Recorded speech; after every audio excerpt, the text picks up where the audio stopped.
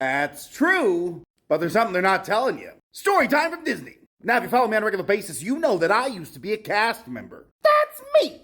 So I did a video not too long ago talking about how Disney's prices are a little outrageous and they're basically pricing out the middle class. Of whatever, middle class exists still. And I had some comments that were real elitist. Keep the prices high, keeps out the riffraff.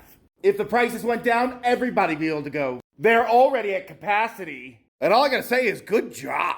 Not the commenters. To Disney. Good job, Disney. You tricked them. See, they have people believing that they gotta keep the prices high so that they can keep the parks, empty. While it's still staying at capacity all the time. And when I say capacity, I mean capacity. They fill it to fire code. Once they get to fire code, they stop letting people in, and they won't let people in until people leave. One in, one out.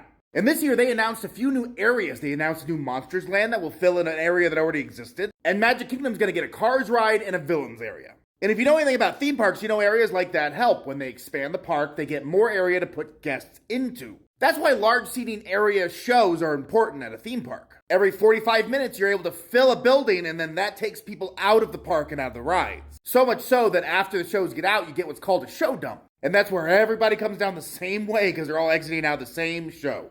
But you know what they could do to help alleviate the pressure of the amount of people that they put in the park? Well, yes, not allow as many people in the parks, but that's not going to make as much money. They could open another park. The last park to open on Disney World property was Animal Kingdom. That was 1998. But you know what's stopping them from doing that? It's not as cost effective as giving you the little expansion packs on the parks they have. They would have to have fresh ideas and stuff. They'd have to staff it, which would give jobs to Central Florida. They would have to come up with fresh ideas instead of just doing facelifts. And you know what's more important than making sure that all Americans could go to Disney World at some point? Making record profits. Now, don't get me wrong, I'm excited to see these new areas open with the Villains Land and Monsters, Inc. It's gonna be fun.